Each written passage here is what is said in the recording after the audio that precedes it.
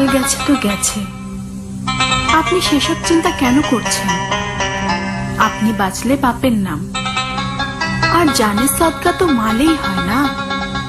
হ্যাঁ বেগম, জানের সদকা তো মালই হয়, কিন্তু সম্মানের সদকা তো জান হয়। জান বেঁচেছে, কিন্তু এবার সম্মানের প্রশ্ন এসে গেছে।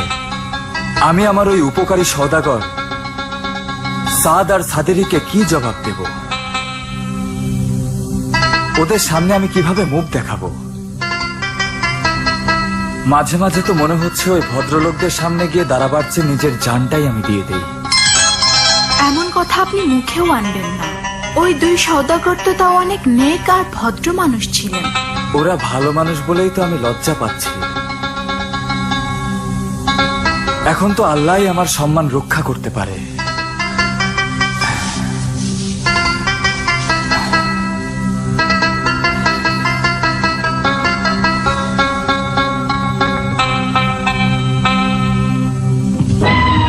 আরে ভাই হাসান, দাঁড়াও দাঁড়াও। আরে ভাই হাসান, দাঁড়াও, দৌড়াচ্ছ কেন? আরে ভাই হাসান, থামাও।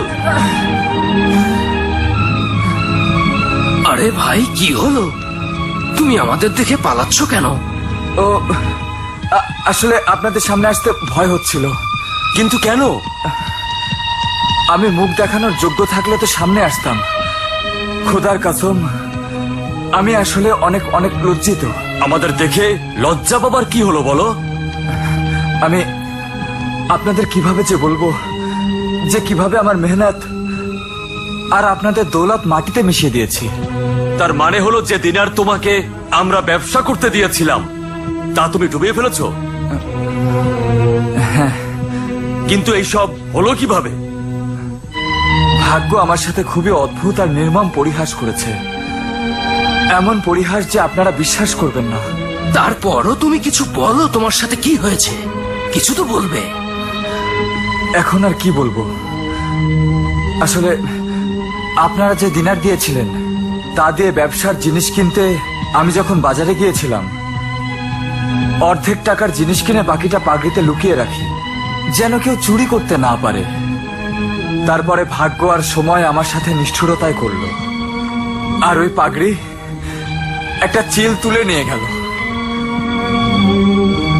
হ্যাঁ, এই এই দাঁড়া, এই এই এই দাঁড়া, দাঁড়া, যাস না।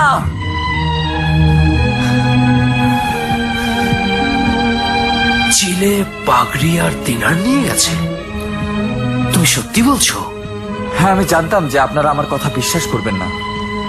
বিশ্বাস তো আমার আসলেই হচ্ছে না। খোদার কসম, আমি সত্যি বলছি।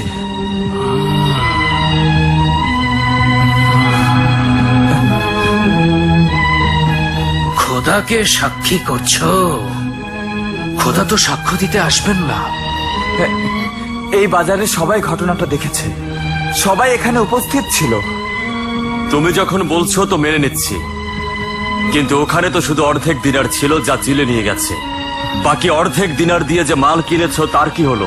জি, ওইটা অর্ধেক দিনার চিলে আকাশে উড়িয়ে নিয়ে গেছে, বাকি অর্ধেক কি মাটি গিলে ফেলেছে? জি জি, আপনি একদম ঠিক বলছেন। আসলেই বাকি অর্ধেক মাটি গিলে ফেলেছে। তার মানে? জি আসলে মানে মানে মরুর ধুলি ঝড়ে সব বালির নিচে চলে গেছে। সেই জন্যই বলছি যে আমার মেহনত আর আপনাদের দৌলত মাটিতে তলিয়ে গেছে। হয়েছিল এভাবে, আমি দড়ি বানিয়ে মিশরের দিকে রওনা হলাম, কিন্তু রাস্তায়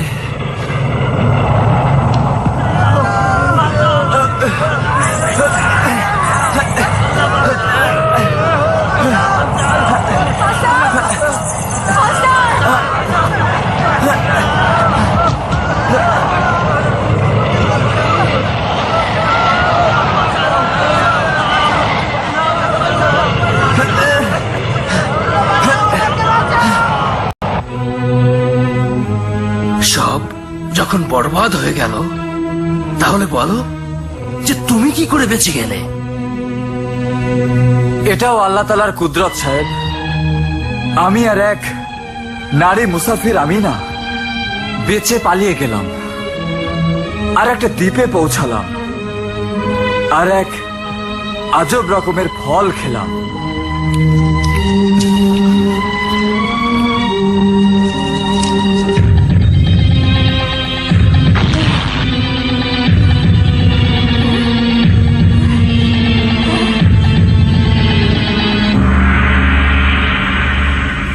আমি মুক্ত হয়ে গেছি, মুক্ত হয়ে গেছি। আমি মুক্ত হয়ে গেছি। আমি মুক্ত হয়ে গেছি, মুক্ত হয়ে গেছি।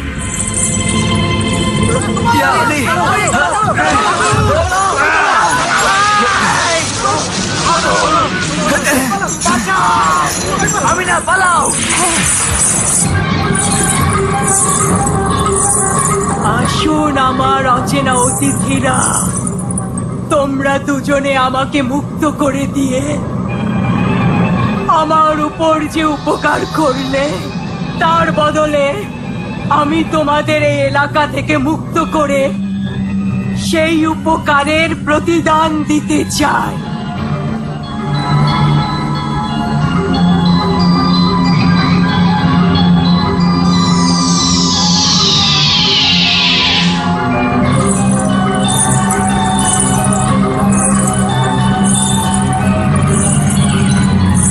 খোদা হাফেজ। খোদা হাফেজ।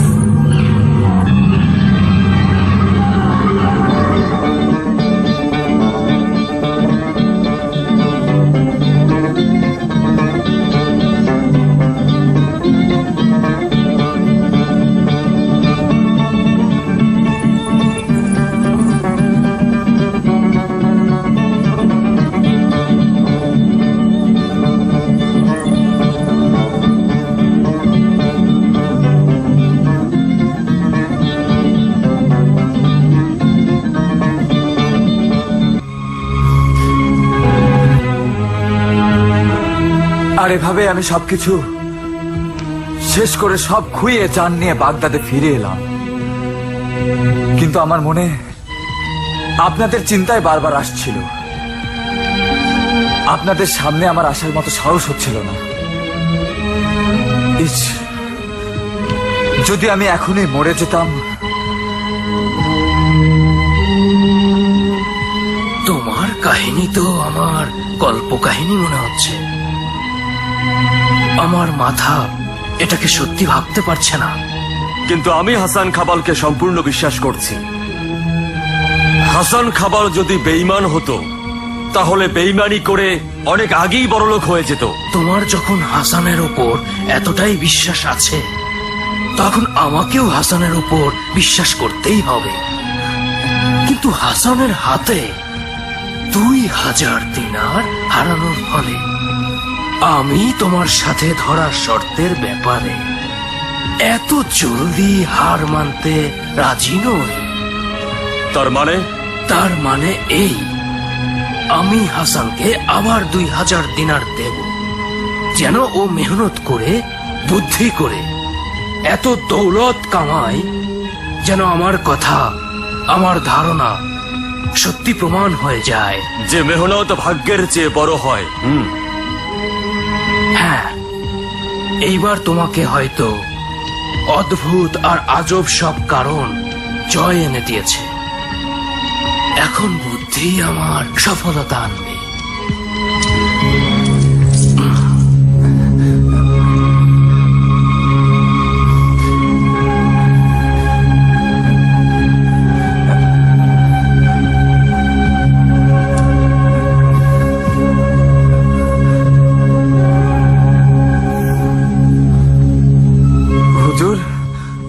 একবার আমাকে দিয়ে আপনাদের লোকসান হয়েছে, তারপরেও আপনি আবারও এটা করতে চাচ্ছেন?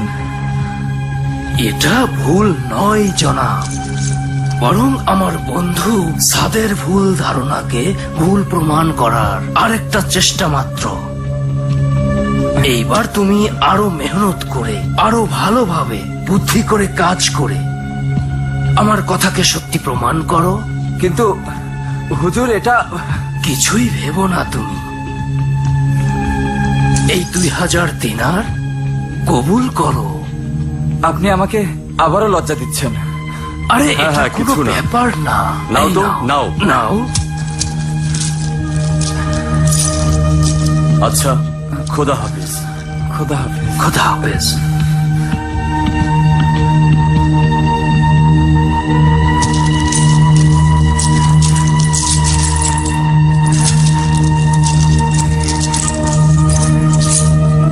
ইয়া আল্লাহ, তোমাকে লাখ লাখ শুক্রিয়া।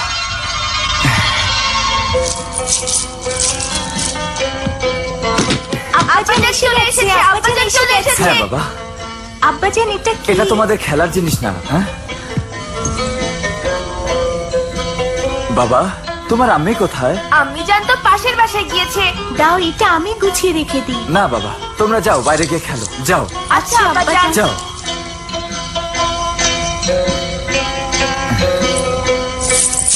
এটা তো আমি লুকিয়ে রাখবো, খুব সাবধানে, যেন বাচ্চারা বা কোনো চোর খুঁজে না পায়। কিন্তু রাখবো কোথায়?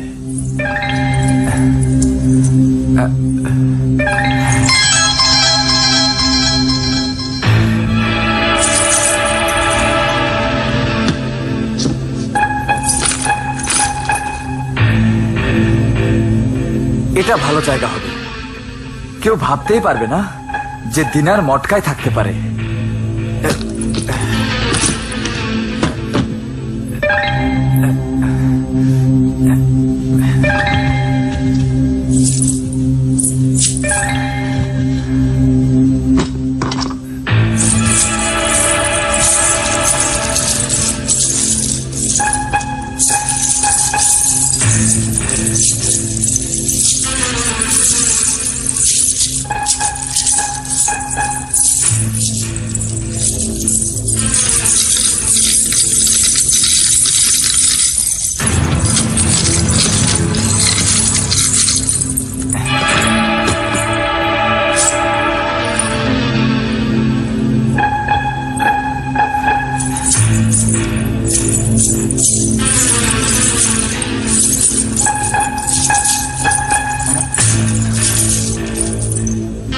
না না না না হাসান, আবারও একই ভুল করব না।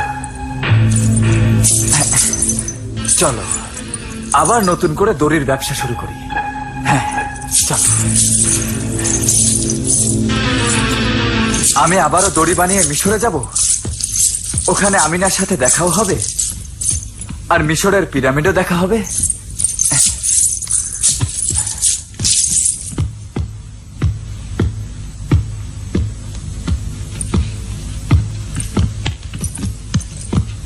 আরে হাসান,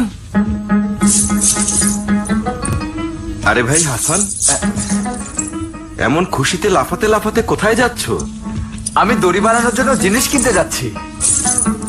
একবার কিন্তু এই কাজ করে লোকসান করেছো, তারপরেও আবারও এই কাজ করতে যাচ্ছ। এখন আমি তো আর কোনো কাজ করতে পারি না ভাই, আর না অন্য কিছু মাথায়ও আসছে। হ্যাঁ, তবে তোমার মতো জহুরি যদি হতাম তাহলে হিরে জহরতের কাজ নিশ্চয়ই করতাম। তাই এটা আর এমন কি কঠিন?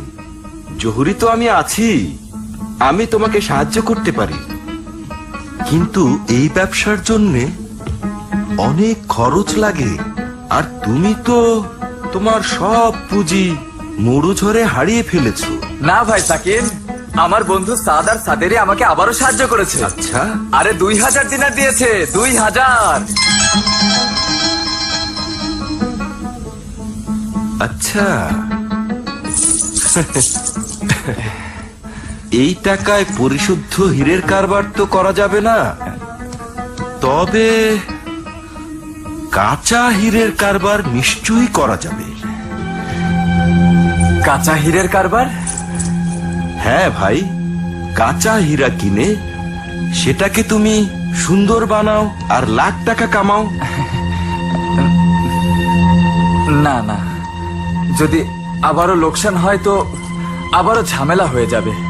আরে লাভ আর লোকসান তো সব ব্যবসাতেই হয়, কিন্তু তোমার ভয় পাওয়ার কোনো দরকার নেই। তুমি তো আমার প্রতিবেশী, আমি তোমাকে সাহায্য করতে চাই।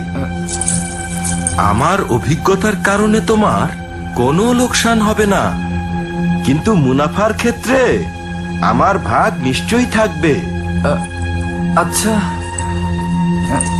হ্যাঁ আমি রাজি আছি। তো চলো, তোমাকে কাঁচা হীরের সওদাগরের সাথে এখনই পরিচয় করিয়ে দেই। চলো চলো।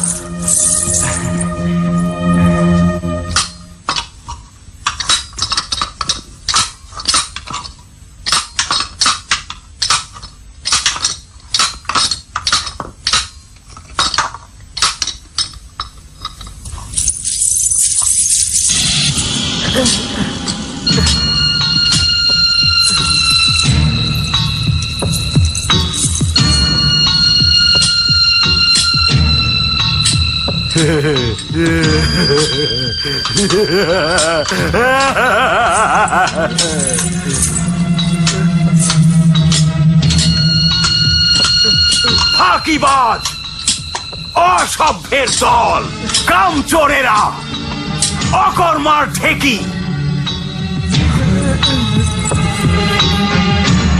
আমি তোমাদের 1 সপ্তাহের মজুরি দিয়ে দিয়েছি, আর তোমরা এই অল্প কয়টা হিরে খনি থেকে উঠালে। এসব তো উটের মুখের হবে না। আসলে হুজুর আর পাইনি, আমরা অনেক গভীরে খুঁড়েছি কিন্তু হিরে পাইনি, অনেক কষ্টে হুজুর। ব্যাস কটাই। সব বদতমিজ, বেয়াদব, নিজের মালিকের মুখে মুখে তর্ক। এই নে।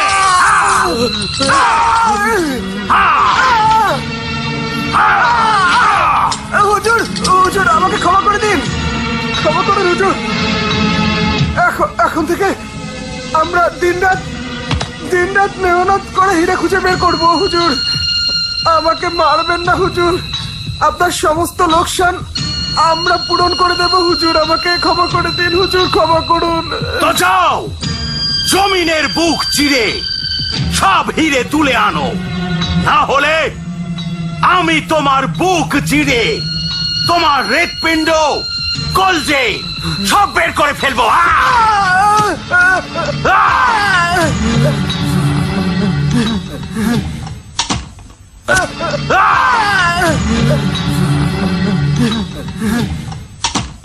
আসসালামু আলাইকুম কানা আব্দুল। আসসালামু আলাইকুম। খবরদার আমাকে কানা আব্দুল বলবে না। আমার এক চোখ না থাকে তো কি হয়েছে, আমি একটা হীরের নকল চোখ বানিয়ে লাগাবো। হীরের নকল চোখ। মাফ করে দাও, এটা এমনি মুখ ফুসকে বলে ফেলেছি। আমি তোমাকে এখানে কষ্ট দিতে আসিনি। তাহলে বলো এখানে এসেছিলে কেন? আরে এ আবার কে? ভাই, ও আমার বন্ধু প্রতিবেশী হাসান খাবাল। আসসালামু আলাইকুম। ভাই, ও হিরে কেনা বেচা করতে চায়।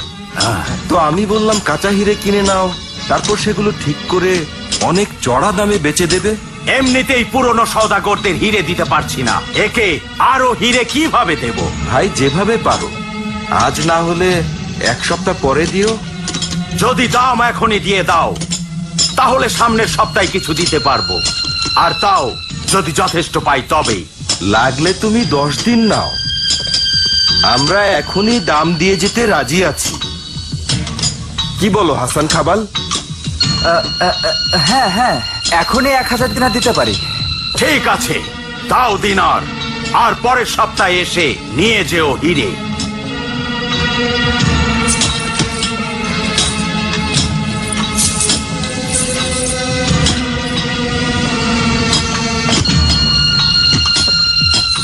খোদা হাফেজ, আসি।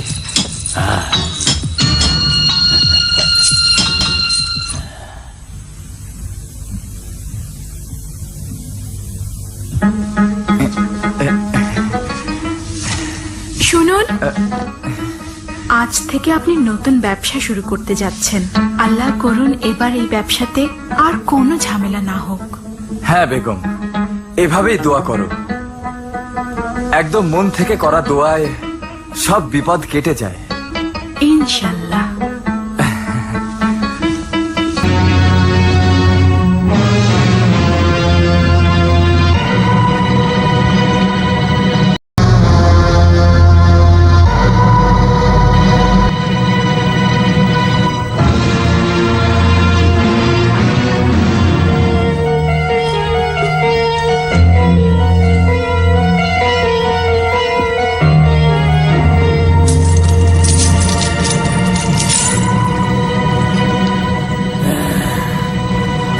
রকম হিরে? আমার হিরে কে চুরি করেছে? কে করেছে? কে করেছে? কে করেছে? কে করেছে?